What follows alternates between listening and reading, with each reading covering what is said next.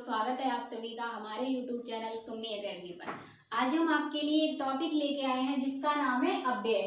अव्यय किसे कहते हैं? अव्यय किसे कहते हैं पहले ये जान लेते हैं। अव्यय का दूसरा नाम अविकारी होता है। अव्यय को ही हम दूसरे नाम से जानते हैं जिसका नाम अविकारी होता है। अविकारी, अव्यय को ही हम अविकारी शब्द कहते हैं। अविकारी शब्द कैसा? जिस शब्द का हम कोई विकार ना कर सकें, अर्थात जिस शब्द का हम कोई लिंग वचन परिवर्तन नहीं कर सकते हैं, वो हमारा अविकारी शब्द कहलाता है। इसकी परिभाषा क्या कहती है?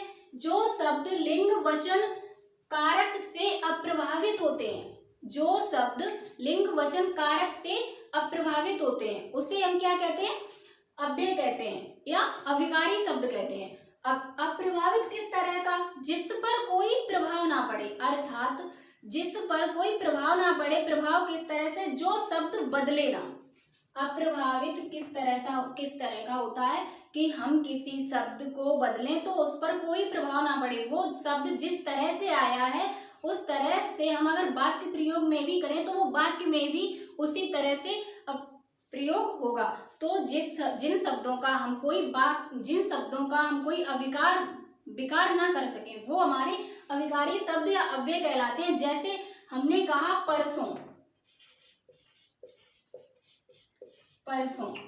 तो आप इस परसों का अगर आप किसी वाक्य में प्रयोग करेंगे तो परसों शब्द हमारा उसी तरह से आएगा। और हम इस परसों का अगर विकार करना चाहें तो इसका हम विकार नहीं कर सकते हैं। विकार किस तरह से? जैसे हमने विकारी शब्द ले लिया, जैसे हमने कहा लड़का, तो आप लड़के को आप बहुवचन बनाएंगे तो लड़का बहुवचन शब्द में लड़के हो जाएंगे। तो यहाँ पर लड़के शब्द जो लड़का शब्द है और अगर इसका स्त्रीलिंग बनाएंगे तो ये लड़की हो जाएगा। तो यहाँ पर आप देख सकते हैं कि लड़का शब्द का हम विकार कर सकते हैं, तो वो हमारा किस श्रेणी में आ जाएगा? अब विकारी शब्द में। किस में आ जाएगा? विकारी शब्द में। लेकिन हमने कहा इधर, अगर आप इधर का बहुवचन बनाएंगे तो नहीं बनेगा। इधर का आप अगर बहुवचन बनाएंगे तो वो नहीं बनेगा।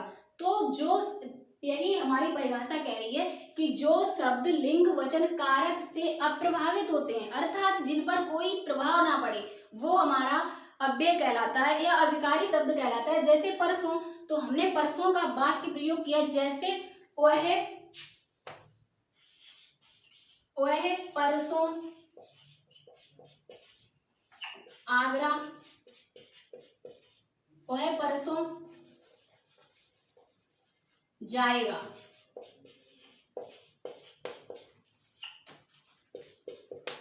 तो यहाँ पर देखिए हमने परसों शब्द लिया था, हमारे यहाँ पर क्रिया क्या हो गई? जाना, और वह हमारा सर्वनाम हो गया और जिस पर कोई प्रभाव नहीं पड़ रहा है वो हमारा क्या हो गया? परसों हमारा समय को बता रहा है। और समय अगर हम परसों का कोई बहुवचन बनाए तो नहीं बनेगा। अगर हम इसका एक लिंग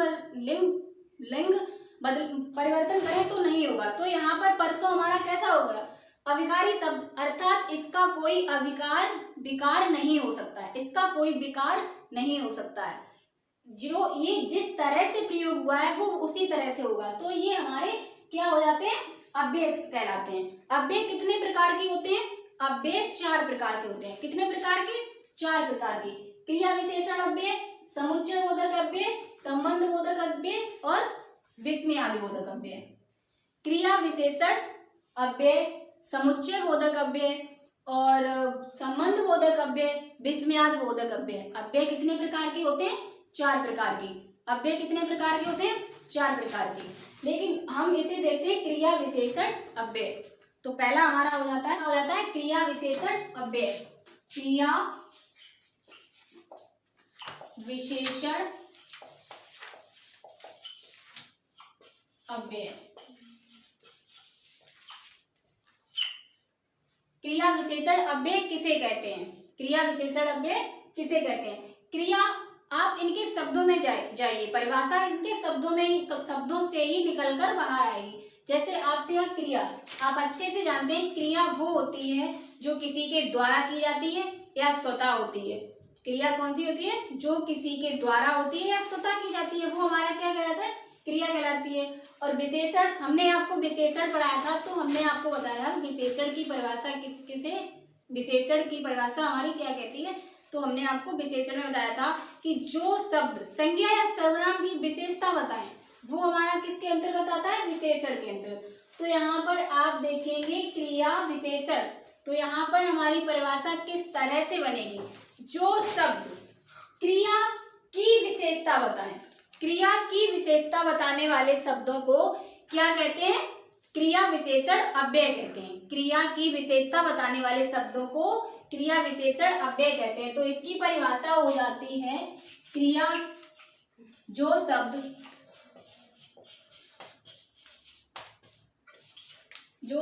क्रिया की विशेषता बताते हो वो हमारे किसके अंतर्गत आ जाएंगे, क्रिया विशेषण अव्यय के अंतर्गत। अब क्रिया की विशेषता किस प्रकार से, जैसे हमने आपसे कहा कि वह लड़की धीरे धीरे चलती है, तो यहाँ पर हमने आपसे कहा कि वह लड़की धीरे धीरे चलती है, और आपसे कहा कि इसमें हमारा क्रिया विशेषण अव्यय बताइए, क्रिया विशेषण अव्यय बताइए।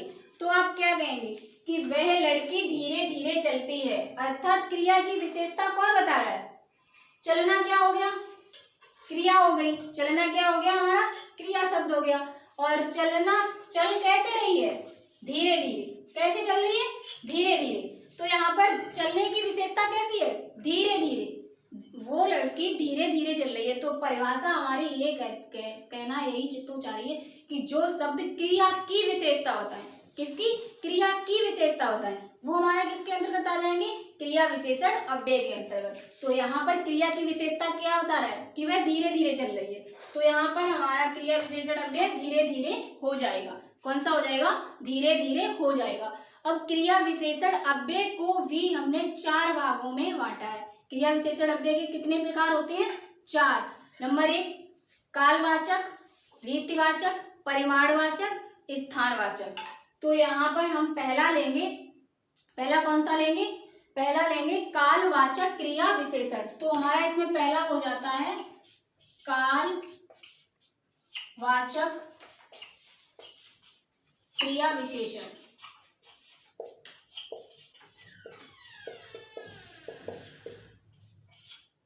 कालवाचक क्रिया विशेषण किसे कहते हैं, जो शब्द हमारे काल मीन्स समय, काल मीन्स क्या होता है, समय, जो हम शब्द हमारे समय की विशेष, समय को दर्शाते हो, जो शब्द हमारे समय को दर्शाता हो वो हमारा क्रिया कालवाचक विशेषण के अंतर्गत आ जाएगा, कालवाचक क्रिया विशेषण के अंतर्गत आ जाएगा। लेकिन आप किस तरह से पहचानेंगे, आप इसमें आप कालवाचक क्रिया विशेषण को पहचानने के लिए एक शब्द लगाएंगे, क्या लगाएंगे, कब, क्या लगाएंगे, कब।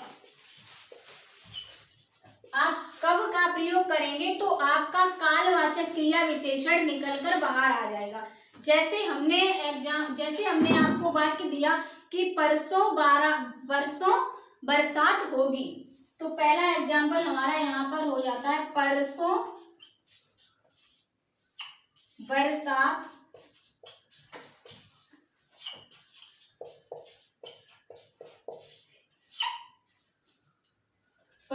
बरसात होगी।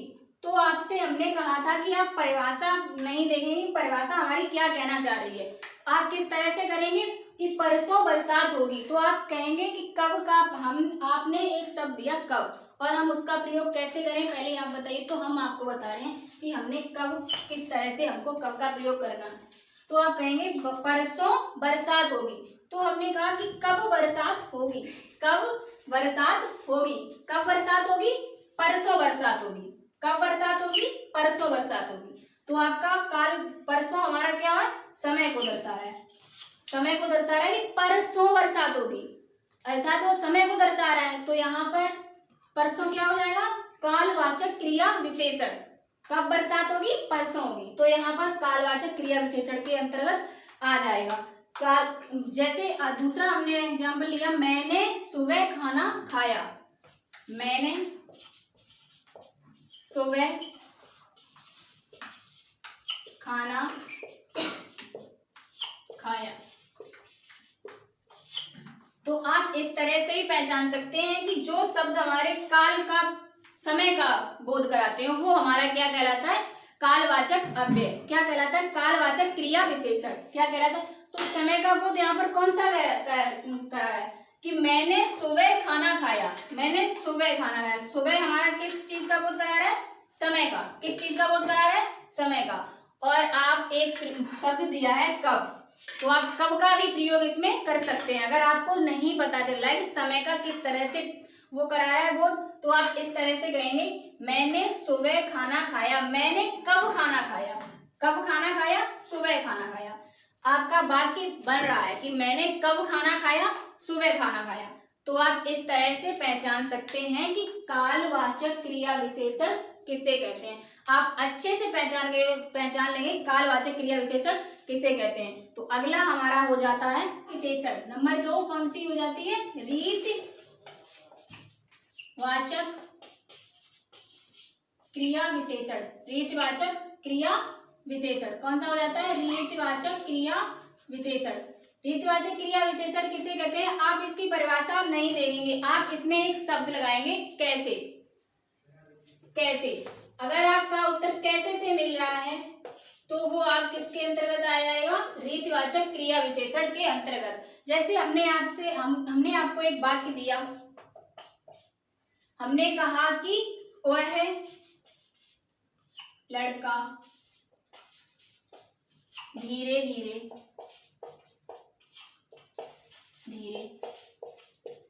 चलता है। वह लड़का धीरे धीरे चलता है। तो यहाँ पर हमारा क्या हो जाएगा? वह लड़का धीरे धीरे चलता है। तो यहाँ पर हमारा क्या हो जाएगा? बूंद बूंद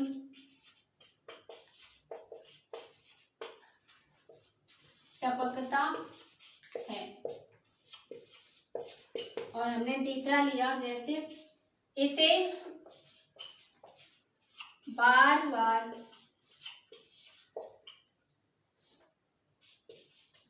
पढ़ो। तो आप क्या कहेंगे? वह लड़का धीरे धीरे चलता है। वह लड़का धीरे धीरे चलता है। तो आप कैसे करेंगे कि हमने आपसे कहा था रीतिवाचक पहचानने के लिए आप प्रश्न करेंगे कैसे। तो आप कहेंगे वह लड़का धीरे धीरे चलता है। वह लड़का कैसे चलता है? धीरे धीरे चलता है। वह लड़का कैसे चलता है? धीरे धीरे चलता है। तो आपका आंसर आ रहा है। तो अगर आपका उत्तर कैसे से मिल रहा है तो वो कौन सा हो जाएगा? रीतिवाचक क्रिया विशेषण। और दूसरा हमारा हो जाता है पानी बूंद बूंद टपक रहा है। पानी बूंद बूंद टपक रहा है। तो आप कहेंगे कि पानी कैसे टपक रहा है? बूंद बूंद टपक रहा है। तो यहाँ पर आपका उत्तर मिल रहा है। तो यहाँ पर कौन सा हो जाएगा? रीतिवाचक क्रिया विशेषण। जैसे तीसरा लिया हमने कहा इसे बार बार पढ़ो। इसे बार बार पढ़ो। तो आपसे कहा इसे कैसे पढ़ो? बार बार पढ़ो। तो यहाँ पर आपका कैसे से उत्तर आ रहा है। तो वो क्या हो जाएगा? रीतिवाचक क्रिया विशेषण। और अगला हमारा हो जाता है परिमाणवाचक क्रिया। परिमाणवाचक क्रिया कि वह बहुत पढ़ता है। और दूसरा लिया चाय में थोड़ी चीनी डाल दो। आप इतने से अच्छे से पहचान जाएंगे। जैसे आपसे कहा कि वह बहुत पढ़ता है, मैंने आपसे एक शब्द कहा था कि आपको क्या करना है? कितना शब्द लगाना है। क्या लगाना है? कितना। अगर आपका वाक्य कितने शब्द से सही बन रहा है तो वो हमारा क्या हो जाएगा? परिमाणवाचक क्रिया विशेषण। जैसे वह बहुत पढ़ता है तो हमने कहा कि वह कितना पढ़ता है? वह कितना पढ़ता है? वह बहुत पढ़ता है। तो यहाँ पर हमारा आंसर मिल रहा है। तो क्या हो जाएगा? परिमाणवाचक क्रिया विशेषण। और हमने आपसे कहा चाय में थोड़ी चीनी डाल दो। चाय में थोड़ी चीनी डाल दो। आप कहेंगे चाय में कितनी चीनी डाल दो? थोड़ी चीनी डाल दो। कितनी चीनी डाल दो? थोड़ी चीनी डाल दो। तो यहाँ पर आपका कितने से उत्तर मिल रहा है, तो क्या हो जाएगा? परिमाणवाचक क्रिया विशेषण। क्या हो जाएगा? परिमाणवाचक क्रिया विशेषण। और अगला हमारा हो जाता है कालवाचक क्रिया विशेषण, स्थानवाचक क्रिया विशेषण। कौन सा हो जाता है? स्थानवाचक क्रिया विशेषण। अगला हमारा हो जाता है स्थानवाचक क्रिया विशेषण। स्थानवाचक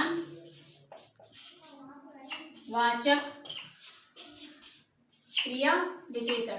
स्थानवाचक क्रिया विशेषण से आपको पता चल रहा होगा कि यहाँ पर स्थान का बोध होगा, किसी जगह का बोध होगा या स्थान का बोध होगा। तो यहाँ पर आप किस तरह से पहचानेंगे? आप एक शब्द लगाएंगे कहाँ। कहाँ शब्द लगाने से आपका उत्तर मिले तो वो क्या हो जाएगा? स्थानवाचक क्रिया विशेषण। जैसे हमने आपको एक एग्जाम्पल दिया, उसमें कहा कि तुम वहां जाकर बैठो।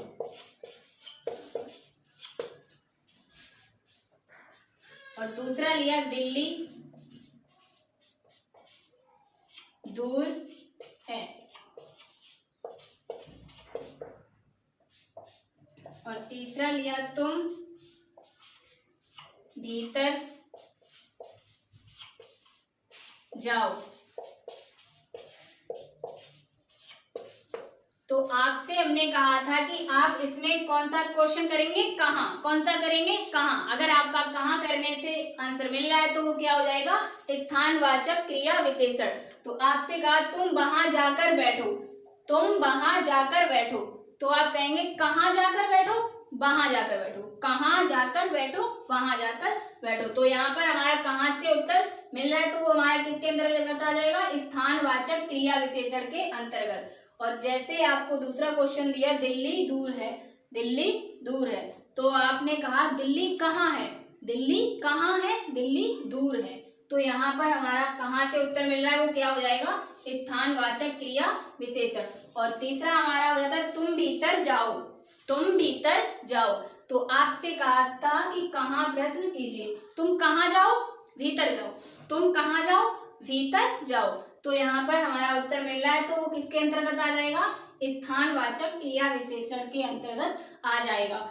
इस तरह से आप वाक्य का प्रयोग करेंगे। आपको हमने कुछ शब्द दिए, वो शब्द लगाकर अगर आप वाक्य को देखेंगे तो आपका क्वेश्चन बाहर निकल के आएगा। इस तरह से आप वाक्य को पहचान सकते हैं। तो आज के लिए इतना ही, मिलते हैं अगले वीडियो में। जय हिंद।